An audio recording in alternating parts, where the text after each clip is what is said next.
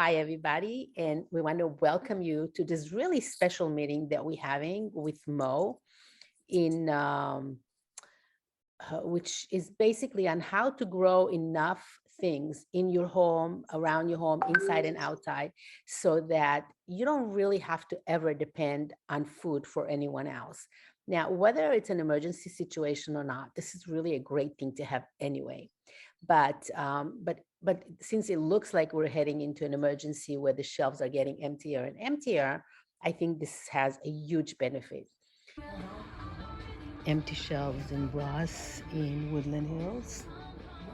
As you can see, there's empty shelves everywhere you go and everything you see. Here's more empty right in back of it. This is Ross in California. I saw the exact same thing in Texas. All the stores are experiencing shortages, so it's just a matter of time before we have food shortages. Get ready. So her name is Maureen. She's a former health and physical education teacher. And now she's teaching healthy cooking lessons and basic gardening and growing your own food. The whole idea of the show is to help people like yourself and like herself to get out of your own way, as Maureen is still trying to do so by her own admission. We're going to talk about how to grow your own food and how to do healthy cooking. So, Maureen, what's your idea of healthy cooking? And I do think this is a very important topic for people to understand and try to get used to the idea of providing for themselves. And my idea of healthy cooking is any food that has just a single ingredient in it. So you've got potatoes, you've got rice, you've got fish, you've got steak, you've got zucchini, you've got squash, you've got anything from your garden that you're growing. But let's go through what you have right outside your house. Right here, I've got the cherry tomatoes. Not cherry tomatoes, the small tomatoes. And this one over here are the larger tomatoes. They like it drier as opposed to moist. So the vermiculite is good because it helps to keep the water in and it helps the nutrients. So over here, I have, I hope you can see, basil plants that I grew from seed. And that was my getting out of my way moment. I was not very successful over the years growing from seed. This time around, I managed to nail it thanks to the help of the internet, which I encourage everybody to start doing. So here I've got basil growing, I've got lemon balm growing for medicinal purposes, lavender for medicinal purposes, and it also helps to keep the bugs out of the garden. I've got cilantro, I've got parsley, a little more lemon balm. And these are my latest baby shoots coming up from the eyes of potatoes that had a little growth on it. You can plant those also and they just shoot right up. So the buckets, as you can see, they are slightly raised so that they can drain. It's easy enough to put some wood pieces together. You can glue them, you can nail them. I just happen to paint them because that's me. But the buckets are a food grade. And it will say so right on the bucket as well. And you can get those through places like Amazon, Home Depot, Lowe's. These were whole potatoes that I put in. So I've got 1, 2, 3, 4, 5 Idaho potatoes. And then this last one right here that I'm zooming in on is my sweet potato plant. Here is where I would love to share one of my big boo-boos, but this is really funny. Can you see the enormity of this plant that's sitting in the raised bed? This was my first experiment and I had no clue. I was still researching in late April, early May. And this was I cut the eye. So in other words, the root is coming out of the fingerling potato, which is one of the smallest potatoes you could possibly have. And I just cut the eye off. I didn't even plant the potato. I just cut the eye off and I planted it, covered it with dirt and said, okay, let's see what happens. And I cannot begin to tell you, this is only 8 weeks of growth. And Wow. I'm just wondering how many fingerling potatoes I have under there. We'll find out in a couple of weeks when it's starting to flower. If you can see the flower. So it usually takes 2 to 3 weeks for the plant to turn yellow and pretty much wilt and keel over. And then that's when I can go sticking my hand in there and start digging out my fingerling potatoes. And the same holds true for the other potato plants, just so that people know each 5-gallon bucket will yield approximately 4 to 5 pounds of potatoes. One of the biggest mistakes I made was not doing my research to see how big these leaves and stems would grow in these potato plants. And again, mistakes are made. It's how you rebound from them, right? So somewhere in here are my carrot plants. These are carrots, but they're not getting much sun, are they? But this was all pretty basic, and it really did not take, I have to be honest, it did not take a lot of effort, and it didn't take a lot of time. One of the things you can see now with this tomato plant, I struggled with this one. The leaves look like they're dying. They were turning yellow. It's hit or miss. Too much water. Did I put enough of the food in? The plants all need food once a week. Somewhere I made a mistake, but if you notice, so far so good. The tomatoes seem to be okay. Over here, that's my hibiscus. I'm growing hibiscus to make hibiscus tea. I have thyme from seed growing. It doesn't look like much, but again, pretty thrilled that I was able to grow something from seed. Here I have a basil plant because I wasn't sure if the seeds would work. And so I planted this one and it was huge. So I cut it back the other day and not even realizing already I've got basil growing back. So one of the things I was not really too knowledgeable on, but I'm learning, is that you cut things back, you cut things down. This time of year, they keep growing and they'll come back, which is great. So the dill I'm struggling with, and again, it's a learning process, but I managed to harvest most of the dill off of that. And I now have that in long-term storage. And we also have, I have parsley, I've got parsley for the dog to add into his food. I have cilantro is here. I've got rosemary growing. So I like to have a lot of herbs to go with my food for flavoring. Oh, did you want to see the tower garden? These are all of the, I don't know if you can see the pods, my finger. Yeah, we can see. And you can see that some of them, they struggle. They're going to take a long time, but I don't know if you can hear the tower garden going. That's the water. It turns on every 15 minutes for 2 minutes. And what that does is it waters the roots. So there's no soil. Growing in a tower garden, aeroponic gardening is all about just watering the roots and having nutrients within there. And it's 10% of the water used for normal gardening throughout the summer. And it just keeps recycling itself. So for those who maybe have a small patio space or a balcony, or if they have space inside of their house, you can grow vegetables year round inside and out. The only thing you really can't grow in a tower garden would be your root vegetables. So you couldn't do carrots, you couldn't do potatoes, anything like that. But you could do zucchini, you can do squash. Start simple. If it's something you've never gardened before and you don't want to spend the money and the time because you think, oh, like me, I've got 2 black left thumbs. That was terrible. I have years gone by, a cactus would die because I just would never water it. I was always out working and I was never thinking plants. I was never thinking anything like that. So I really struggled. But what I started doing was I started with microgreens, and I have it on, I sent you the link for the website. High Mowing has wonderful organic seeds. So these happen to be broccoli sprouts. And what you can do for a minor expense, mason jars, and you can get the green tops. They sell these, they have holes in the top, and this is from microgreen growing. If you live in a city, you don't have a lot of sunlight, it doesn't matter. The microgreens will still grow. And once they start sprouting, you can put them in very minimal light and they will grow. Broccoli sprouts don't have the exact same nutrition as full-grown broccoli, but they will still give you, I believe, somewhere around 54 to 60% of your daily vitamin C intake. So when you've got really tough times going, vitamin C is important because you want to avoid scurvy. We don't think of these things in our time, but back in my grandparents and great-grandparents over in Ireland, they did live on potatoes at one point, and they did live on some basic vegetables. Start with something that you'd like to eat, but make sure it has a nutritional value to it, because when times get tough, you need to keep the body going and you need to keep giving it what it needs to survive. It needs more than protein, carbs, and fat. You need your basic vitamin A, vitamin B, vitamin C, D, vitamin K. Can you see this grow tray? Yeah. Okay. So that's a grow tray. It comes from Hamama Mama. Easy breezy. Okay, let me see if I have it. All right, so here, what are you gonna grow in here? this is kale sprouts. Now we got kale sprouts. This is a second way, a second method you can grow. So what you do is you just take water and you fill it in the tray. Easy breezy, right up to the line.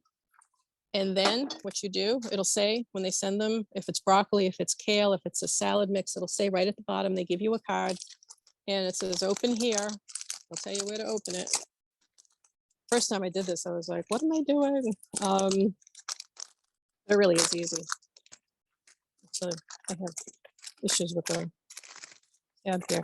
Okay, so what you end up pulling out, it looks like this, and this is a seed quilt. So on this is the side that goes in the water and it soaks in. The longer it soaks, it gets to the sprouts, and this paper that's covering it, after about 3 to 5 days, you'll see the paper starting to tear away, and you'll see the sprouts shooting up. So all I did was put water in the pan, and then I take the quilt, the seed quilt, and I just put it in the water and I put it by a window.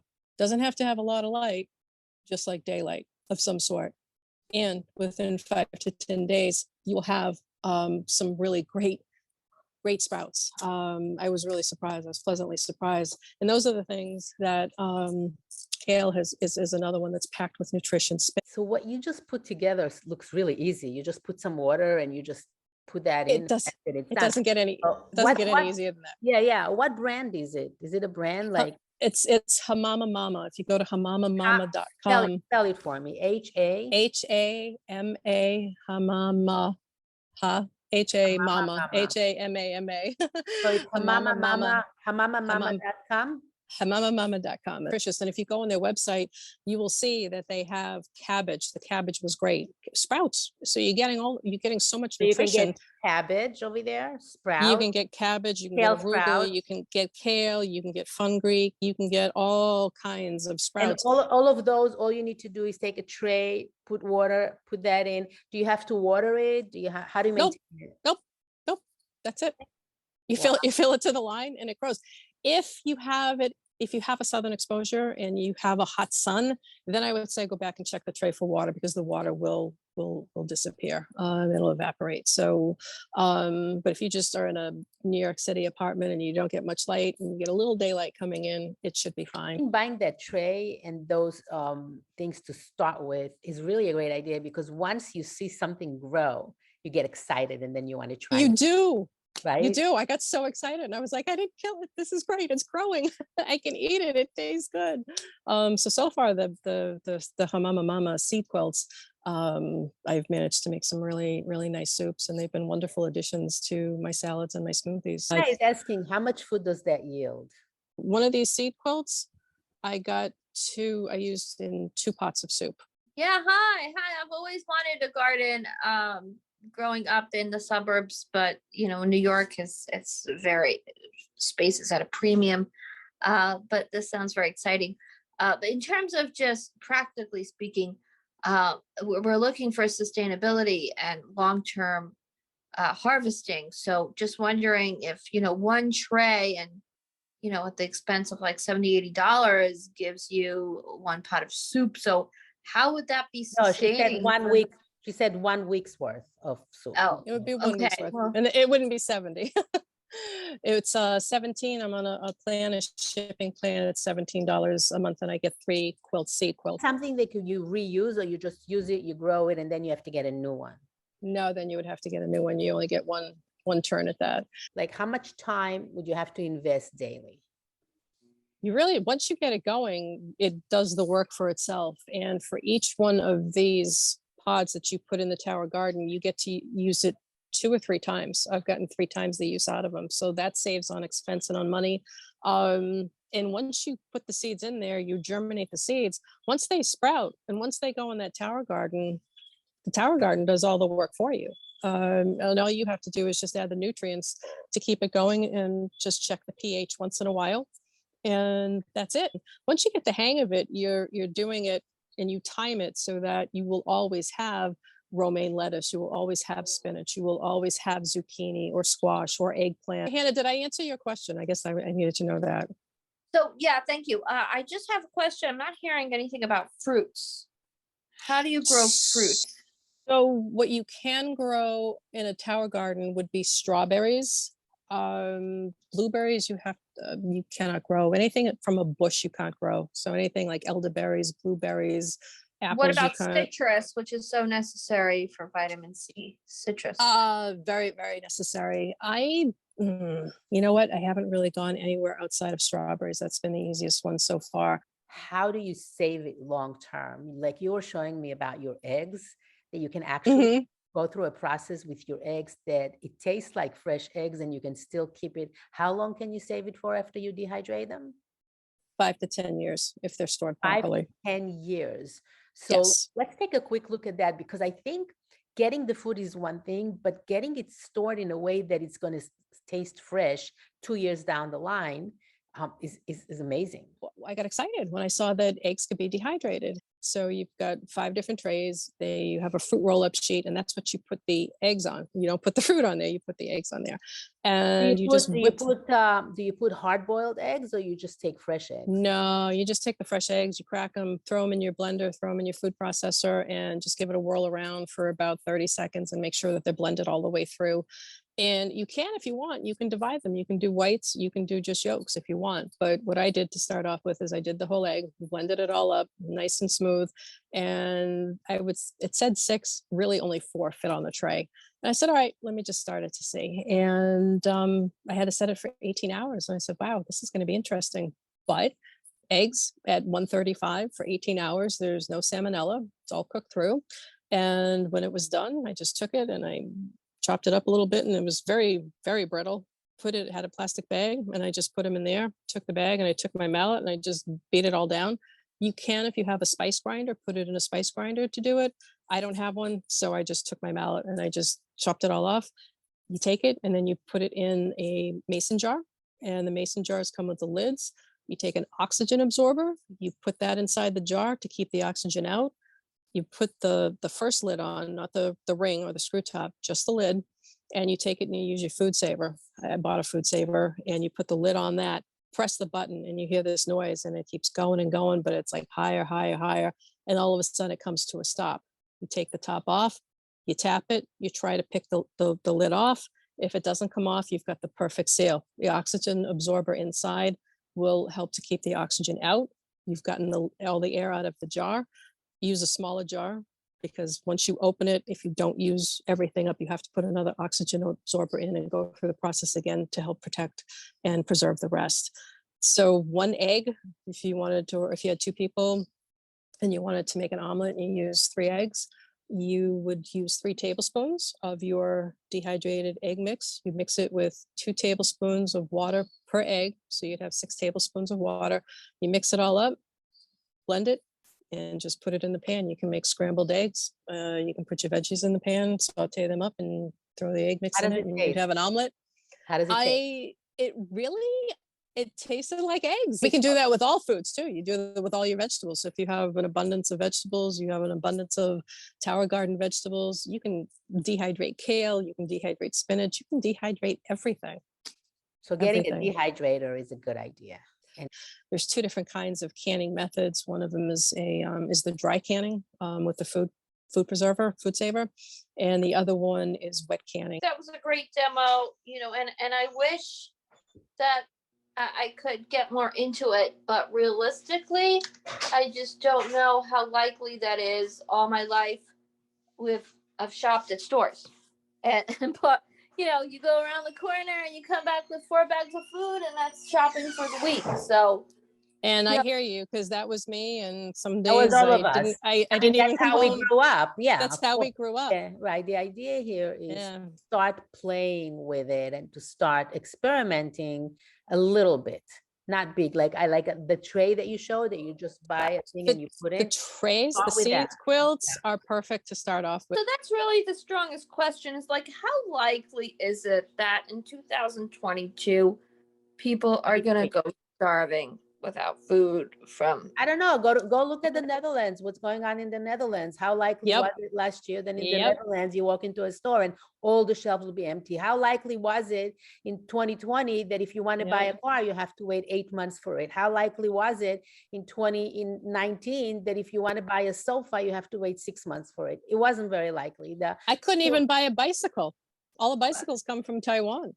Yeah, so But the na- shortages but are now you- already. And what about baby food? Baby food was all of a sudden not available. How likely was that to happen? So not having anything prepared, not doing anything, is kind of like waiting until the boot is on your face to say, oh my God, I should have and I could have. I think starting to play with the idea and starting to actually work on things that are simple is a really great idea now. Hopefully, we'll never have empty shelves. We're all hoping for that.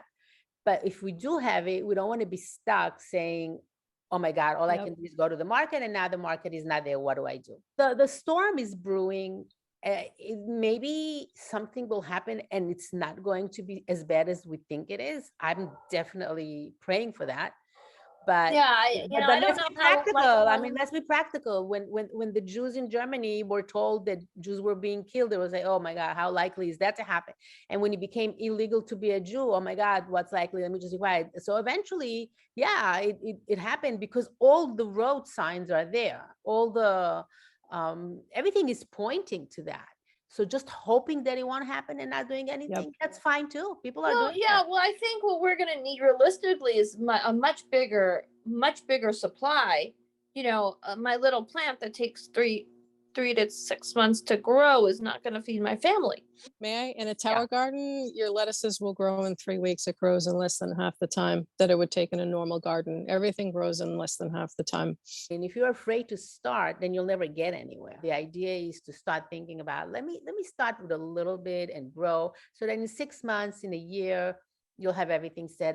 Nothing happens overnight. You don't walk in one day to a market and it's full and the next day it's empty. If you've noticed, the shelves are slowly getting emptier and emptier, right? So eggs disappeared and then they returned. And now they're back and they're expensive. More, twice as much. And that's why the farmers are saying that next year they're not going to have the crops. They're not going to be able to afford it. So Not going to be able to afford the oil, the diesel, even, and just those prices alone, just to transport everything, they're not going to be able to afford it. It's definitely a possibility. Let's put it this way. There's a very likely possibility that we're going to have to worry about our own food. I think bartering, getting a community together is also really important. Yes, because it is overwhelming to do it all. It's Absolutely. overwhelming. I mean, I would be interested to get a group of people. I mean, I can't do it myself, but if there were people that band together and each one grew a tower garden and had like one pot of something in the backyard, and I've got a bit of a patch of land, maybe 20 by 10. That's it. Patch of land in the backyard. But you need to start talking to your friends. You need to start talking to your neighbors. You need to seek out the CSAs. And not just, And not like just Tippy talking, said, and not necessarily just talking. Get one tower, get one tray, get something, and tell your neighbor, look, this is so easy. Why To don't you do start. one? Right.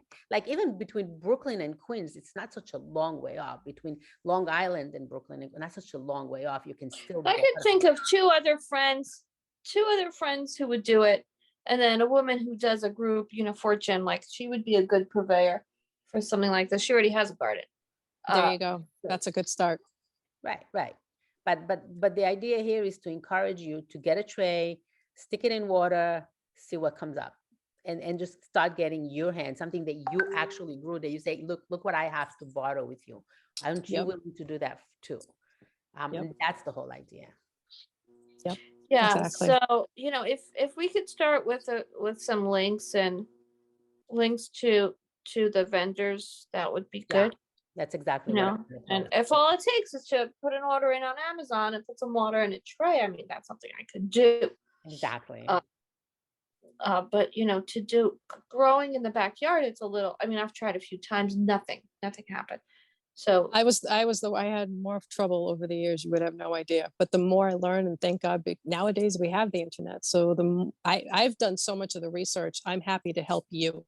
to meet your needs and how you want to put it together. I'm happy to help Right, you. and, But and also we have you to ask questions if we're doing something and it's not working. Why is that not working, or stuff like Yep. that? Maybe could be the weather, could be you giving too much water, too little water, too Mhm. much in the sun. Take it out. So many different variables, and you. But Yeah. what would be helpful to me would also be like an outline of what grows in which season and different types of like how do you grow oranges and lemons? I would be curious about that. And If why do all the oranges come from Mexico? Because it's the weather, Right. or California. And why do Yeah. other things grow in New York that are easier to grow on the East Coast kind of weather? So the weather and the location of where you're at is also a great thing to water. Like I have right now tons of avocados coming in on the tree and tons of figs, so much that I won't be able to use it Nice. myself. And I've been Nice. watering the tree, talking to the tree. When I came here, there was zero seeds growing. So bartering and working with each other, I think that's really the answer. Because if we don't yeah, have, we would have to get a big enough community. I mean, maybe the Stillman community out in where are they? That homestead community out in Arkansas. yeah, whatever, every community that we can tap into, I would definitely tap Well, into. no, they've got What I'm huge- saying is now is Yeah. the time to start exploring that. But you also need to start local because with, again, trucking, diesel, gas prices, Local is they may better. not be able to ship, and local would be much better for you. As being able to help yourself is probably the best gift you can give yourself at this point, because you don't want to find yourself lacking in anything. So if growing from seed isn't your thing just yet, give it a try. It really wasn't as hard, and it didn't take as much time. It won't take as much time for you because Tippy and I can help you with it. We've got the links, we've got the resources. I And can the guide you. guidance, and the guidance. And the guidance, just it's like I'm a gardening general contractor. If you want to grow potatoes, here are the links you want to watch. These are the 2 best videos, and look how it's working in my garden. It'll work for you too. And with a little effort and a little time, it would definitely be worthwhile. And take it a step at a time. Don't let it overwhelm you. But if you start now and you just do a little bit of research, maybe a half an hour on the weekends, you'll start to become intrigued and you start to learn, and it's definitely worthwhile. If you can, order and stock up on dried fruits, dried vegetables. If gardening is definitely not your thing, and if you start struggling, at least you'll have the freeze-dried fruits and vegetables that I you think can easily gardening, because rehydrate. the kind of gardening that you're talking about, it's not you think. Anybody can take a tray and stick a thing in there and let it grow. Hannah, her idea of a community, of having people together, I think really that's what our survival depends on. And that's Yep. one of the reasons that I'm getting here together, is to unite people. I want Batya to know Hannah is there so they can each go with each other. I want Edie to know Yes. that Batya is there and that you're there and that I'm here, so that we can actually reach out. So I want to take it out of the chat room into the Zoom, so we get a step further.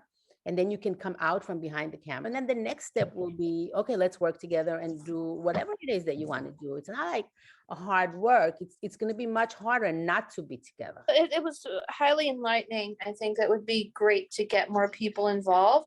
Just asking the question, who would like to get into barter a cooperative community of organic whole foods and bartering. I think that would be, even just that alone would be a great draw. So and then just divide the regions, right? Yeah. So yeah, getting more people, and if you could share the links, do you have it like on a document? I'm going to Sure. share it when I do the video. I'm just going to post the link at the bottom. And before I go here, let me just show you, this is my book on Amazon. It's called Wake Up and Plan for Roses. It is about planning your life consciously, because we actually plan our life unconsciously if we don't have an active plan. So might as well make it active, might as well make it the way you like it. So if you want the book, it's Wake Up and Plan for Roses on Amazon.